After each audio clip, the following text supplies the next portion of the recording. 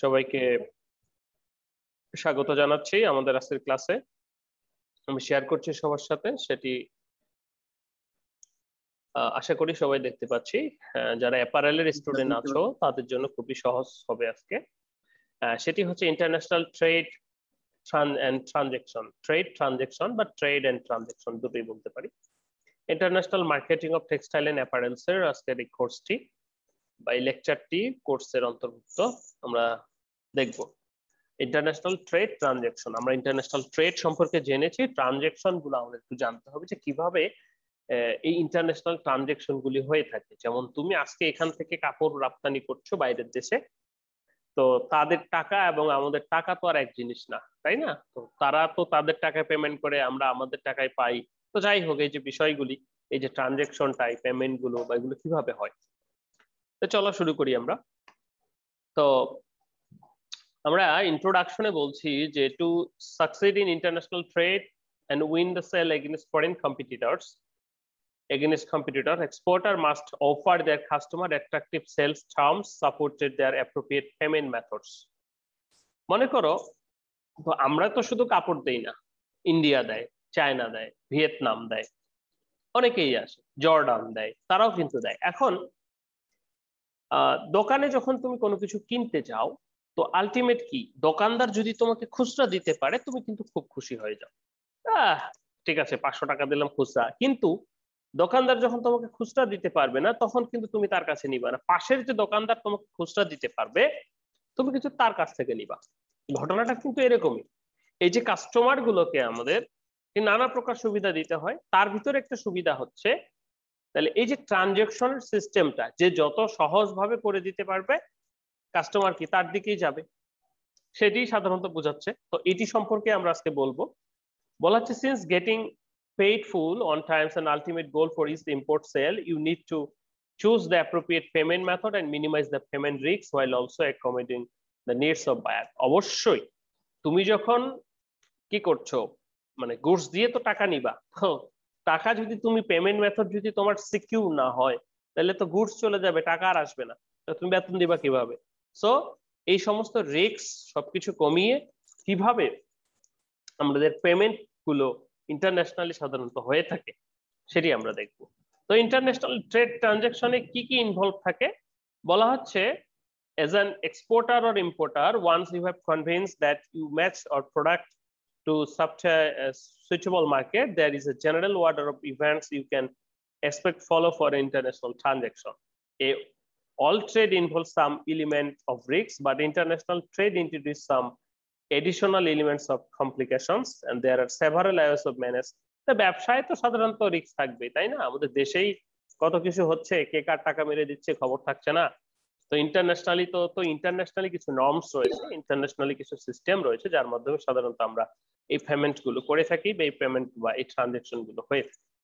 তো এটার কিছু রিস্কও রয়েছে ইন্টারন্যাশনালি। তো সেই রিস্ক গুলো একটু আমরা দেখবো যে ইন্টারন্যাশনাল বিজনেসের ক্ষেত্রে আমাদের রিস্ক গুলো কি কি। আমরা যদি দেখি যে the country you trading with, তুমি কোন কান্ট্রির সাথে ব্যবসা বাণিজ্য করছো, ফরেন এক্সচেঞ্জ, তোমার যে এক্সচেঞ্জ মানিটা, টাকা পয়সাটা, সেটা তাদের সাথে তুমি কিভাবে এক্সচেঞ্জ করছো বা এটার সিস্টেম কি, মাধ্যম কি, চয়েস অফ ট্রেডিং পার্টনার্স, তোমার সাথে যে কাজ করছে বা ওই দেশের যে, সে কিরকম, সে কি ফ্রড নাকি।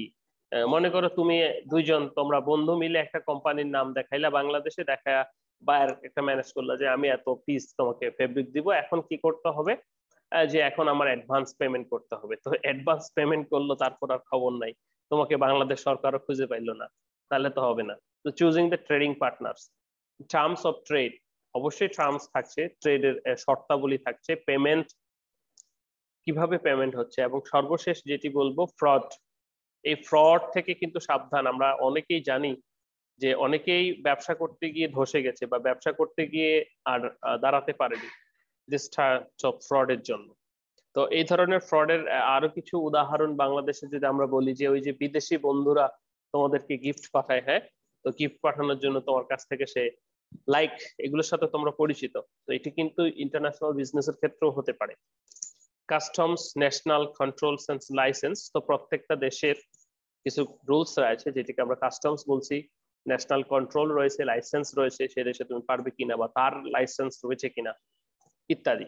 তো এখন আমরা এগুলো একটু বিস্তারিত আলোচনা করতে চাই যে রিস্ক গুলো আমাদের কিভাবে জড়িত বা কোন কোন বিষয়ে আমরা যখন ইন্টারন্যাশনাল ট্রেডিং করতে যাব, বিজনেস করতে যাব। যেমন বলা হচ্ছে the country you are trading with, বলা হচ্ছে some countries are generally regarded as unstable and poor credit ratings, and if you would clearly analyze and company trade with such countries, term the food goods and payment risks থেকে যাচ্ছে, and risks may be minimized by useful documented letter of credit। মনে করো বাংলাদেশে কিছুদিন আগে কি হতো, প্রতিদিন হরতাল থেকে শুরু করে ইত্যাদি ইত্যাদি। তো আনরেস্ট সিচুয়েশন হলে বাইরে তো আসতে চাইবে না, তাই না? বাইরে তো কারণ তাদের তো তারা তোমাকে টাকা দিবে, তুমি যদি গুডস দিতে না পারো, তোমার হয়তো সদিচ্ছা আছে কিন্তু আনরেস্ট সিচুয়েশনের কারণে তুমি দিতে পারছো না। সো ইউ হ্যাভ টু অবশ্যই লুক আফটার বা কনসার্ন থাকতে হবে যে তোমার যে কান্ট্রিটা সেটা কি ধরনের কান্ট্রি এবং সেটার সাথে তুমি যে বিজনেস করছো সেটাতে কোনো রিস্ক আছে কিনা। তো সেই ক্ষেত্রে বলা হচ্ছে risk to be minimized by the documented letter of credit LC and would should be confirmed by the independent bank। এই এলসির কথা আমরা সবাই জানি, যারা মার্চেন্টাইজিং স্টুডেন্ট রয়েছে বা অ্যাপারেল স্টুডেন্ট রয়েছে, নো অ্যাবাউট দ্য এলসি। আমরা এটা নিয়ে জানবো। এটা একটি ডকুমেন্ট যেটির মাধ্যমে আমরা সাধারণত আমাদের পেমেন্টটাকে করি। আমাদের দেশে কি হয়, যখন এই স্টাম্পের উপর লিখে নেয় না যে হ্যাঁ আমি এত টাকা তোমাকে দিলাম, এত মাসে আমাকে ফেরত দিবে, like additional application can raise country suddenly introduce currency control restricted importers।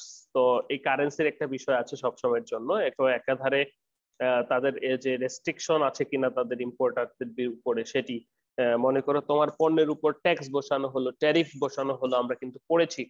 তো সেই ট্যাক্স বা ট্যারিফ বসানোর ফলে পণ্যের ইয়ে বেড়ে যাচ্ছে, তো সেই দেশের যে নিয়ে যাচ্ছে বা তুমি যেখানে ইম্পোর্ট করছো, এই যে বিষয়গুলি এটি কিন্তু ডিপেন্ড করছে যে বিজনেস ফ্রেন্ডলি যেটাকে বলা হয় সেটি যদি না হয় তোমার কান্ট্রি, এখানে কিন্তু আমাদের রিস্ক থেকে যাচ্ছে বা কনসার্ন একটা ইস্যু থাকছে। সেকেন্ডলি যেটা আমরা বলবো ফরেন এক্সচেঞ্জ, এর খুবই একটি কথা যে এখন ডলারের রেট কত, 80 টাকা, 84 টাকা, না 85 টাকা। বলা হচ্ছে যে এক্সচেঞ্জ রেটস আর ভোলাটাইল, এটা কি করে ফ্লাকচুয়েট করে, ওঠানামা করে। বলা হচ্ছে if the move in unfavourable manner they can have a negative impact on your finance and the cost of imports and the value are gained by exporting goods and services. For many business, the main issue the uncertainty of exchange rate and movements and the adverse knock-off effects।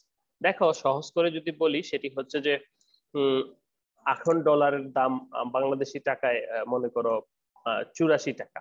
তো কিছুদিন পর তোমাকে payment যেটা করা হলো সেটি মনে করো বাংলাদেশি টাকায় কমে গেল, 80 টাকা হয়ে গেল, তাহলে কি তোমার লাভ হলো?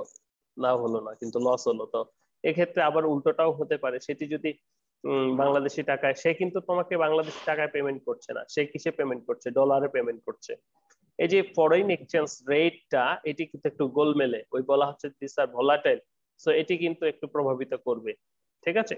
যে তুমি যদি বেশি পাও তাহলে তো ঝামেলা নাই, কিন্তু তুমি যখন কম পাও তখনই তো ইম্পোর্টারদের ঝামেলা। সো ফরেন এক্সচেঞ্জ যেমন তার দেশের জন্য সে এইটার দাম যখন বেড়ে যাবে ডলারে বলতে বাংলাদেশি টাকায়, তখন তো আরো বেশি লাগছে। হ্যাঁ, তো এই যে সেটা দুই পক্ষ থেকেই দেখলে আমরা বলতে পারি যে যে দিবে এবং যে নিবে প্রত্যেকেরই কিন্তু অসুবিধায় ফেলতে পারে। সেকেন্ড থার্ড যেটি বলা হচ্ছে চুজিং এ ট্রেডিং পার্টনার, বলা হচ্ছে যে locating a prospective trading partner may be daunting. তো এমন কিছু ট্রেডিং পার্টনার নেওয়া যাবে না যেগুলো ফ্রড, ভুয়া বা ভয়ানক। Some useful resources information can be found through the proper channel, অর্থাৎ সেই দেশের নাম ধাম জেনে। মনে করো বাংলাদেশে যদি কেউ ট্রেডিং করতে আসে, তো বাংলাদেশের কিছু বড় বড় গ্রুপ রয়েছে, কিছু ভালো ভালো ফ্যাক্টরি রয়েছে, গ্রেন ফ্যাক্টরি রয়েছে, এদের কাছ থেকে সাধারণত সবাই নিতে চাইবে। কারণটা কি? কারণটা কিন্তু এরা ওয়েল নন। তো তুমি যখন কোনো দেশের এরকম ট্রেডিং করতে যাবে, তোমাকে অবশ্যই ট্রেডিং পার্টনার চুজ করতে হবে। তো ট্রেডিং পার্টনার চুজ করতে গেলে তোমার কিছু ইনফরমেশন দরকার হবে। তো সেগুলো কিভাবে পেতে পারি? সেগুলো পেতে পারি যেমন এখানে বলা হচ্ছে যে chamber of commerce which may be able to point out the relevant sources। ওই দেশের চেম্বার অফ কমার্স, যেমন আমাদের দেশের চেম্বার অফ কমার্সে আসলে আমাদের দেশের প্রত্যেকটা ফ্যাক্টরির, প্রত্যেকটা প্রতিষ্ঠান, কোম্পানির তো সব পাবো এখানে। ট্রেড কনসুলেট, ফরেন এম্বাসিস, হ্যাঁ, ফরেন ওই দেশের যে ফরেন এম্বাসি রয়েছে, ট্রেড ফেয়ার্স, অফার, অপরচুনিটিস ইত্যাদি, ঠিক আছে? যেমন এখানে ইউকে গভর্নমেন্টের কথা বলছে। তো সেরকম যেই দেশে যাব সেই দেশের যে গভর্নমেন্ট, তার রুলস এন্ড রেগুলেশন কিরকম সেটি। Terms and trade, terms of trade অর্থাৎ ব্যবসার যে নীতি রয়েছে একটা, তো ওই দেশের কি ধরনের নীতি রয়েছে। যে এটির নীতি বলতে আমরা দুই প্রকার পড়েছিলাম, মনে আছে তোমাদের? একটা হচ্ছে প্রোটেকশনিজম আর একটা হচ্ছে ফ্রি ট্রেড। যে এটা কি ধরনের ট্রেড, এটা কি প্রোটেকশনিজম নাকি ফ্রি, এখানে ট্যাক্স দিতে ভ্যাট দিতে হবে কিনা। বলা হচ্ছে trade terms set out the rights, obligation and parties and sales contract with the respect and delivery goods so that define among those or other things whether the importer or the exporter will be responsible for arranging the transport insurance necessary or delivery goods. The most commonly used term accepted by international practice says published International Chamber of Commerce as INTOCOMS. এই যে কি হবে, যেমন আমরা বিশেষ করে বলি থাকি যে শিপমেন্ট করব, অর্থাৎ মাঝে মাঝে হয় যে শিপমেন্টটা আমাদের ঘাড়ে পড়েছে, আমাদের নিয়ে জাহাজ ভাড়া দিতে হয়, এগুলো তোমরা জানো, এফওবি। হ্যাঁ, আবার মাঝে মাঝে এরকমটা হয় যে চট্টগ্রাম পোর্টে নিয়ে গেলেই কিন্তু হয়ে যায়, সেখান থেকে কিন্তু বায়াররা নিয়ে যায়। তো এই যে টার্মস অফ ট্রেড, সেগুলোকে সাধারণত ইনকো টার্মস নামে পরিচিত। তো এটা নানা প্রকার ইনকো টার্মস হতে পারে, নানা প্রকার টার্মস হতে পারে যে টার্মসে তুমি সমর্থ হও। Payment methods, this is very important. বলা হচ্ছে যে non payment method is problem any kind of trade, but the problem is source in export trade. দেখো আমাদের দেশে যেটা হয় সেটি সাধারণত আমরা আমাদের টাকায়, বাট সেটা যখন বাইরের মুদ্রা হয় তখন আসলে সেটি বেশি ঝামেলা করে। আমাদের প্রথমের দিকে কি ছিল, যে বিনিময় প্রথা ছিল, যে তোমার ধান আছে, আমার কি আছে, সর্ষে আছে, তাহলে ধান দিয়ে তুমি ধান দিয়ে সর্ষে নিবা, সর্ষে দিয়ে ধান নিবা। এটিতে কিন্তু ইন্টারনাল, বাট এটি যখন ইস্ট ইন্ডিয়া কোম্পানি আমাদের এদিকে আসে তখনও কিন্তু তারা খাদ্যদ্রব্য বা রং ইত্যাদির বিনিময়ে এখান থেকে সোনা দানা বা এগুলো এক্সচেঞ্জ হতো বা যাই হোক। তো এখন যখন আমরা পেমেন্ট, এখন তো আর সেটা নাই, ইন্টারন্যাশনাল পেমেন্ট মেথডে তখন ডিফারেন্ট কান্ট্রি ডিফারেন্ট মুদ্রা রয়েছে। তো সেই ক্ষেত্রে টু বায়ার এন্ড সেলার আর ডিফারেন্ট কান্ট্রিজ এর and goods and different country, অর্থাৎ থ্রেডটা কোথায়, থ্রেডটা কিন্তু এখানেই, যেটা বললাম ব্যাংক আলাদা, ভাষা আলাদা, কারেন্সি আলাদা, ঠিক আছে, বাট ব্যবসা কিন্তু করতে হচ্ছে। সো এই যে প্রবলেমগুলি, এবং the main payment methods are used exported to overcome this problem to varying different areas, each implicates on movement of city goods and services document connected। অর্থাৎ পেমেন্ট মেথডের ক্ষেত্রে আমাদের কিন্তু থ্রেটে পড়ছে, অর্থাৎ পেমেন্টটা কিভাবে হবে এটা কিন্তু একটু আমাদের কনসার্নের বিষয়।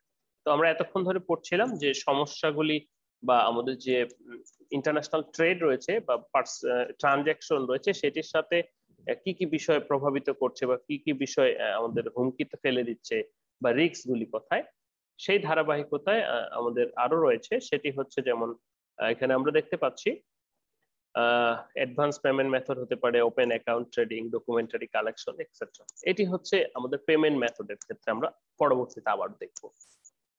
বি অ্যাওয়্যার অ্যাবাউট ফ্রড, অবশ্যই বলা হচ্ছে যে losses at a result fraud may be potentially harm for your business if you are duped into the transaction based on the fraudulent commercial letters of credit, standby credit, এগুলো করা যেতে পারে fraud সমূহকে এড়ানোর জন্য। তো এনি টাইপস অফ ফ্রড কিন্তু থাকে বা ফ্রড আছে।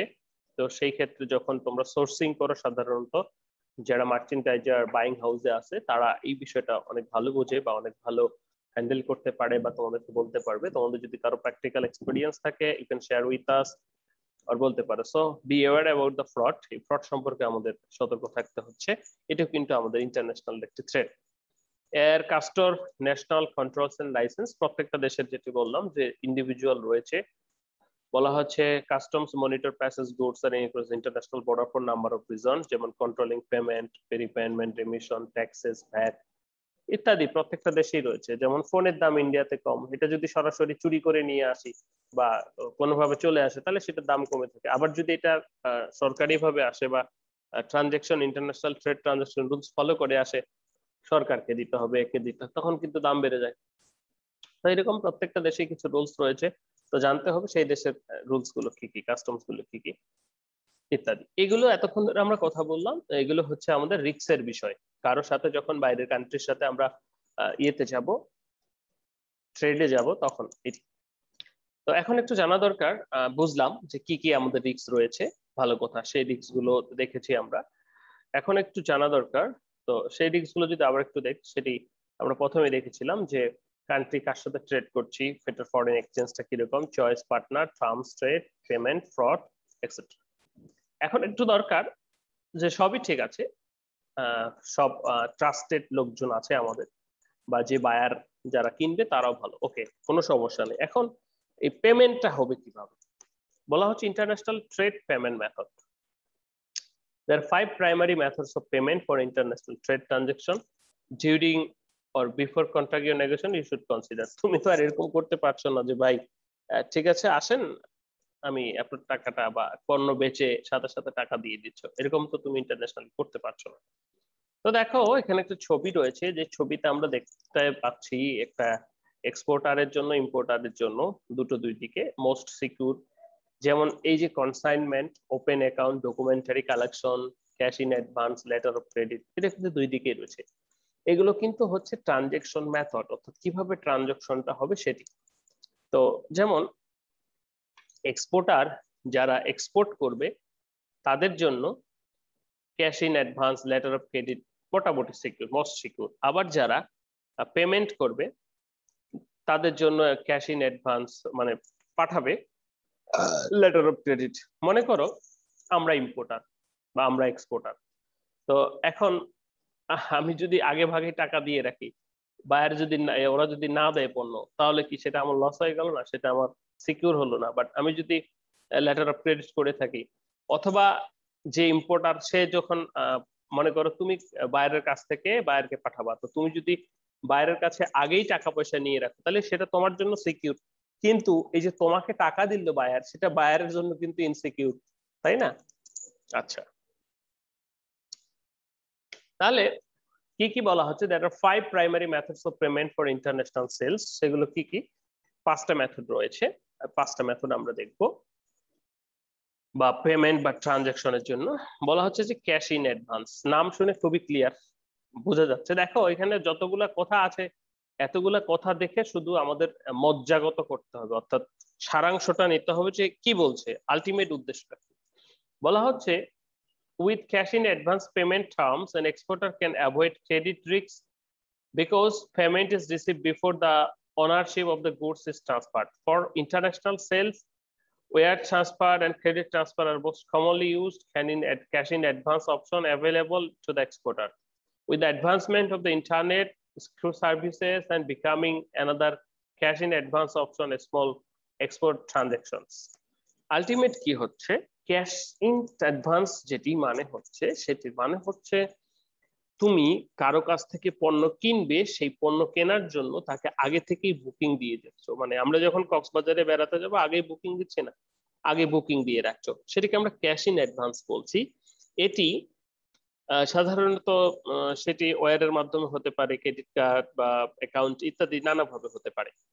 এখন এটি যেমন আমি যে বুকিং দিয়ে রাখলাম আমার জন্য কিন্তু সেফটি না, সেফ না, আমি তো নাও পেতে পারি, কিন্তু যে টাকাটা নিল তার জন্য কিন্তু সেফ।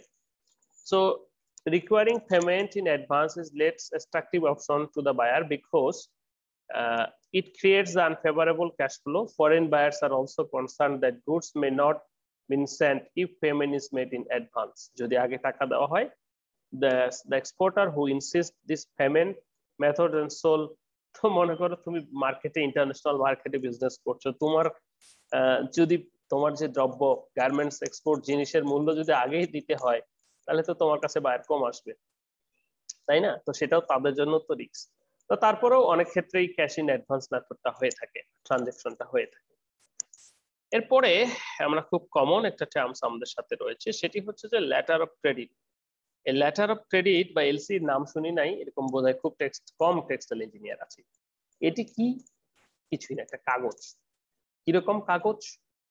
মনে করো এটা বাংলাদেশ, বাংলাদেশ থেকে আমেরিকায় পাঠাবো, গুডস পাঠাবো, তাহলে কি হচ্ছে,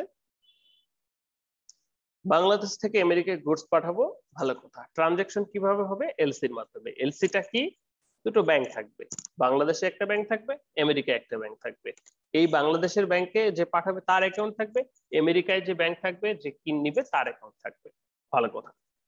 এখন আমি যখন এটা একটা পেপার যেখানে কি দেওয়া থাকবে, যে যখন গুডস পৌঁছে যাবে তখন এই টাকাটা ব্যাংক আমার ব্যাংকে দিবে, মানে ওই ব্যক্তির আমাকে দেওয়ার কথা আলটিমেট।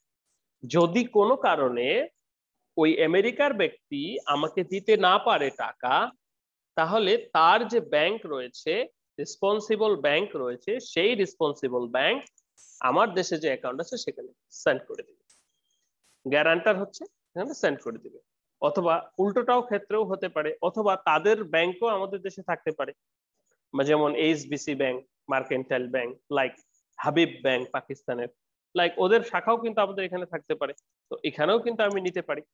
তো letter of credit is one of the most secure instrument available in international traders, and LC is a commitment by a bank on behalf of the buyer that payment will be made exporter provided that terms of condition in the LC have been, যেখানে LC তে যে সমস্ত terms and condition দেওয়া থাকে সেই অনুসারে ওই bank কি করবে, আমাকে পেমেন্ট করবে। As verified through the present requirements document, the buyer established the credit phase on bank and services. So LC is useful, reliable credit information about foreign buyer, difficult to obtain.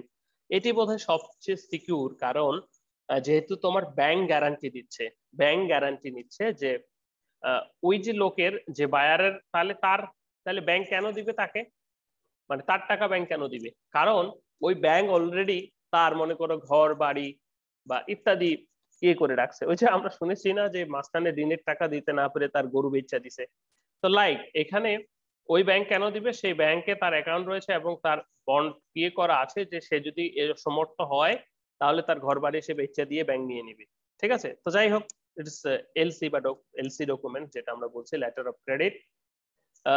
এছাড়াও documentary collection, নানা প্রকার documentary collection করে ট্রানজেকশনটা হয়, সেটি বলা হচ্ছে is a transaction where the exporter entrusts the collection of payment for a sale it bank, remitting bank, which sends the documents that its buyer needs to the importer's bank, collecting bank, and the instruction to release the documents by buyer payment, and funds are received from the importer to remitted bank through the exporter bank is involved, and collection extends from these documents. তো documentary collection বলছে এটা এই ধরনের document যেটা কিনা আমার bank পাঠাচ্ছে সেই ব্যাংকে, এবং সেই ব্যাংক থেকে যখন অ্যাপ্রুভ করছে তারপর কিন্তু সেই পেমেন্টটা হচ্ছে। বলা হচ্ছে যে দেখো এটাও অনেকটা এর মতোই, এলসির মতোই, DC involves the using draft and requires to importer pay the amount of the sight or the specific trade. তো এটি যখন আমার এই ডকুমেন্টটা ওই ব্যাংক আমার যখন ইম্পোর্টার বা এক্সপোর্টার কিন্তু যখন নিয়ে যাচ্ছে, ওই ব্যাংকের যে ডকুমেন্টটা সেই ডকুমেন্টটা কিন্তু এখানকার যে কাস্টম, সেই কাস্টমকে দিয়েই কিন্তু ইয়েগুলো নিয়ে যাচ্ছে, না হলে কিন্তু সেইগুলো নিয়ে যেতে পারছে না। তো সেটি যেরকম ডকুমেন্টারি কালেকশন রয়েছে, এছাড়াও আমাদের আরো নানা প্রকার পেমেন্ট ট্রানজেকশন মুড রয়েছে বা মেথড রয়েছে। ওপেন অ্যাকাউন্ট, কনসাইনমেন্ট যেগুলোকে আমরা বলছি, বলা হচ্ছে এন ওপেন অ্যাকাউন্ট ট্রানজেকশনটা কিরকম, বলা হচ্ছে an open account transaction is a sale where goods are shipped and delivered before payment is due. তো আমরা সাধারণত সেটা করি যে ডেলিভারি করি, which international sale is typically 30, 60 and 90 days, and obviously this is one of the most advantageous option for the importer and in terms of cash flow and cost, but consequently one for highest risk option for the exporter. So because in terms of competition export market, foreign buyers often pass exporter কি, যে open account transaction বলতে যেটা আমরা বোঝাচ্ছি সেটি হচ্ছে যে goods চলে গেছে কিন্তু এখনো টাকা দেয়নি, এই ধরনের ট্রানজেকশন কে বোঝাচ্ছে। এটি সাধারণত 30-60, তো ম্যাক্সিমামই কিন্তু এরকম করে থাকে, তো সেটি সাধারণত ইম্পোর্টারের জন্য তো অবশ্যই রিস্ক, তাই না, সে যদি গুডস চলে গিয়ে টাকা না দেয়। এছাড়াও আরো রয়েছে consignment. Consignment international trade is a variation of open account which type payment is sent to the exporter only after goods have been sold and distributed to the customer. কনসাইনমেন্টটা কি, এটি কিন্তু আরেক প্রকার শর্ত। এই যে কি বলছে যে যখন তোমার প্রোডাক্ট গেছে, তোমার প্রোডাক্ট বিক্রি হয়েছে, বিক্রি হওয়ার পর তোমার বায়ার তোমাকে টাকা দিচ্ছে, সেটাকে আমরা কনসাইনমেন্ট বলছি। ঠিক আছে, তো এটি তো আসলে ইয়ের মতো হয়ে গেল যে আমরা দোকান থেকে প্রোডাক্ট নিয়ে আসলাম, খুচরা দোকানদার আমি, পাইকারি দোকানদারের কাছ থেকে প্রোডাক্ট নিয়ে আসলাম, প্রোডাক্ট বেচলাম, তারপর এই প্রোডাক্টের টাকা শোধ করলাম। ওকে, তো এইগুলো মোটামুটি আমাদের পাঁচটা যেটি ছিল, cash in advance, letter of credit, documentary collection, open account, consignment, এগুলো ছিল। তো এখন আমাদের আরেকটু রেস্ট পার্ট রয়েছে, সেটা যদি আমরা একটু দেখি। যেমন documentary collection, open account, consignment, drafts. তো আরেকটি ড্রাফট ছিল, আমরা ব্যাংক ড্রাফট করি না, এই ড্রাফট, যে আমি ইউনিভার্সিটি অফ বা ম্যানিটোবা, অর্থাৎ মনে করো যে সরকারি ইয়েতে অ্যাপ্লাই করছো তুমি, তাহলে ড্রাফটে আমরা কি থাকে, ওই অগ্রণী ব্যাংকে গিয়ে টাকা দিলাম, অগ্রণী ব্যাংকে একটা ড্রাফট লিখে দিল কাগজ, এই ড্রাফটটা তুমি তখন আমাকে দিচ্ছ, আমাকে কিন্তু টাকা দিচ্ছ না, তখন ওই ড্রাফটটা দিলে ব্যাংক তোমাকে টাকা দিচ্ছে। তো এই ধরনের ড্রাফট হতে পারে, হ্যাঁ, সেটি হচ্ছে সাইড ড্রাফট হতে পারে, টাইম ড্রাফট হতে পারে, no matter. Payment modes in export and import business, সাধারণত কিভাবে হয় এগুলো, এই যে এতগুলো কথা বললাম, এটি সাধারণত টেলিগ্রাফিক ট্রান্সফারের মাধ্যমে হতে পারে।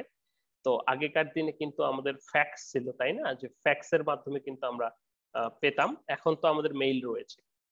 তো বলা হচ্ছে যে this method is remitting the foreign payments through the telegraphic transfer of funds to the person of foreign countries, the money is deposited in the banks in Bangladesh, and the Bangladesh banker send a cable telegram fax to the foreign branch and correspondent to make certain payments to a specific party of every day. মনে করো তুমি বাংলাদেশে ব্যাংকে টাকা জমা দিলা, এখন এই টাকাটা কি হচ্ছে, অন্য দেশ থেকে উঠাবে, বা প্রবাসী যারা আছে ওইখানকার ব্যাংকে জমা দিল, জমা দেওয়ার পর যখন টেলিগ্রাম অথবা টেলিফোন হলো, সেটি বাংলাদেশের থেকে তোমাকে দিচ্ছে, বা টেলিগ্রাফিক ট্রান্সফার, এটি সাধারণত এখন দেখা যায় না। তো এখন তো আমাদের মেইলের যুগ চলে এসেছে, আমরা সাধারণত মেইল করে থাকি, যে মেইল ট্রান্সফার বা এমটিএম, এটি মোস্টলি হয়ে থাকে। সেটি বলা হচ্ছে this is the method of remittance in order to pay cash and hire third party to credit or account of the person who account bank with made and writing and send by mail, and this is similar to the telegraphic transfer, ওটা থেকে উন্নত হয়েছে, মানে mail আসছে। তো এই মেইলের মাধ্যমে কিন্তু আমাদের যে ডকুমেন্টগুলি হতে পারে, যে তোমার এখানে ওইখানে সবকিছু দিল, মেইল করা হলো বাংলাদেশি ব্যাংকে, বাংলাদেশ ব্যাংক তোমাকে টাকা দিচ্ছে, ঠিক আছে, এটি হতে পারে। ব্যাংক ড্রাফট এন্ড চেক যেটি বললাম, সেটি চেকের মাধ্যমে হতে পারে। আমরা চেকে কিভাবে টাকা তুলি, মানে যার চেক সে সিগনেচার সহ করে দিলে, সেটা ব্যাংকে নিয়ে গেলে সেটা থেকে আমাদেরকে টাকা দেয়। ড্রাফট এবং চেক মোটামুটি একই রকম। মনে করো হাবিব ব্যাংক পাকিস্তানের একটি ব্যাংক, এটির বা এইচবিসি ব্যাংক সেটি হচ্ছে চায়নার একটি ব্যাংক, সেটির চায়নাতেও শাখা আছে, সেটির বাংলাদেশেও শাখা আছে। এখন চায়নার একজন ব্যবসায়ী তোমাকে একটা চেক দিল বা তোমাকে একটা ড্রাফট দিল, এখন সেই ড্রাফটটা ইয়ের মাধ্যমে আসতে পারে, সেটি যখন তুমি ব্যাংকে দিচ্ছ, তখন কিন্তু ব্যাংক তোমাকে টাকা দিচ্ছে। তো এটার মাধ্যমেও হতে পারে ব্যাংক ড্রাফটস এন্ড চেক। এছাড়াও আমরা যদি দেখি আমাদের পরবর্তী স্লাইডে আরো কিছু রয়েছে, বিল অফ এক্সচেঞ্জ এবং বিল অফ লেডিং। বিল অফ এক্সচেঞ্জটা কি, এটি কিছুই না, একটি আমরা মেমো বলি না, যে ক্যাশ মেমো, বলা হচ্ছে যে bill of exchange in order to drawn a person upon bank or another person asking the letter of payment of third party. So bill of exchange is important method of payment. It is prepared by the exporter and sent to the place of the importer through a commercial bank along with the documents. So bill of exchange, মনে করো তোমার বিল of exchange কি, ওই যে তোমার bank রয়েছে কনসার্নে তুমি পাঠাইলা, এইটা যতক্ষণ পর্যন্ত নিয়ে তুমি না যাবা, বিল অফ এক্সচেঞ্জ যতক্ষণ পর্যন্ত তুমি পোর্টে না নিয়ে যাবা, তোমার পণ্য তোমাকে কিন্তু দেওয়া হবে না বা তোমাকে ছাড়া হবে না। তো বলা হচ্ছে যে যে কি কি থাকবে, হ্যাঁ এই সমস্ত প্রোডাক্ট, এগুলো এগুলো আছে এবং পেমেন্ট করা আছে, ওকে এভরিথিং দেন দিবি। তো সেটা হতে পারে অর্ডিনারি অথবা ক্লিন ফরেন বিল, একটা ডকুমেন্টারি বিল ইত্যাদি। তো document against payment and document acceptance, দুটো ডকুমেন্ট থাকছে, অর্থাৎ পেমেন্ট করা হয়েছে, আর একটা হচ্ছে পেমেন্ট মানে কাগজ, মানে পণ্য তুমি পেয়েছো, এটার এগেইনস্টে হতে পারে। আরেকটা আছে বিল অফ লেডিং, যেটি ডকুমেন্ট ফর, এটি সাধারণত ফ্রেট মানে জাহাজ শিপমেন্টের ক্ষেত্রে, and bill of lading works a recipient freight and services and contract between the freight carrier and the shipper documents. মনে করো এটা শিপিং করছো তুমি, তো তারা সাধারণত বিল অফ লেডিং পণ্য খালাসের জন্য সেই এলাকায়, সেটি সাধারণত একই সাথে তুমি এখান থেকে সবকিছু করে পাঠিয়ে দিচ্ছ, ওই জাহাজের নাবিক ওই দেশে গিয়ে কাগজপাতি দিয়ে দিচ্ছে, ওখান থেকে তারা দিয়ে যাচ্ছে, সেটি বিল অফ লেডিং বলছি আমরা। এছাড়াও আমাদের মোটামুটি এগুলো আমাদের মুড রয়েছে এক্সচেঞ্জের। এছাড়াও আমাদের আরো কিছু রয়েছে, যেমন ফরেন এক্সচেঞ্জ, সেটি কিন্তু ইম্পর্টেন্ট, যে foreign exchange rate trading with currency. So কোনটাতে পেমেন্ট হবে সেটি কিন্তু আগে থেকেই এগুলো উল্লেখ করা থাকে বা ঠিক করে নিতে হয়। যেমন এখানে আমরা অনেকগুলো পেমেন্ট মোড দেখতেছি, সেটি জাপানিজ বা কিসে পেমেন্ট করবে ওকে। তো এখন কোশ্চেন হচ্ছে এই কারেন্সি ভ্যালুটা কিন্তু উঠানামা করে। তো ফ্যাক্টরস কি কি কারেন্সি ভ্যালু উঠানামা করবে, যেমন সেটি হচ্ছে ফরেন এক্সচেঞ্জ রেট, যেমন বাংলাদেশি টাকায় মনে করো যে 0.012 ইউনাইটেড স্টেট ডলার এক বাংলাদেশি টাকা সমান সমান। So foreign exchange rate is the price at which the currency can be converted into another and it represent the rate with the firm exchange of currency another. তো foreign exchange rate তো আমরা বুঝি যে কত টাকা দিলে কত dollar দিবে বা কত ডলার দিলে কত টাকা দিবে, বা লাইক তুমি যদি চায়নাতে করো তাহলে চায়নার কি ইয়েন, আর যদি তুমি অন্যান্য কান্ট্রিতে করো ইত্যাদি। তো এখন এই ক্ষেত্রে এই যে কারেন্সিটার ক্ষেত্রে দুটো প্রকার এক্সচেঞ্জ রেট আমরা বলবো, যে এক্সচেঞ্জ রেট রয়েছে দুই প্রকার, সেটি হচ্ছে নমিনাল এক্সচেঞ্জ রেট, আরেকটি হচ্ছে রিয়েল এক্সচেঞ্জ রেট। তো নমিনাল এক্সচেঞ্জ রেটটা কি, আমরা যখন কারেন্সির বদলে কারেন্সি নিচ্ছি তখন সেটাকে আমরা নমিনাল এক্সচেঞ্জ রেট বলবো। যেমন ডলার দিয়ে টাকা নিচ্ছি, মানে ডলার দিচ্ছে ওরা, আমরা টাকা নিচ্ছি, বা আমরা টাকা দিচ্ছি ওরা ডলার নিচ্ছে, এটা হচ্ছে নমিনাল এক্সচেঞ্জ রেট।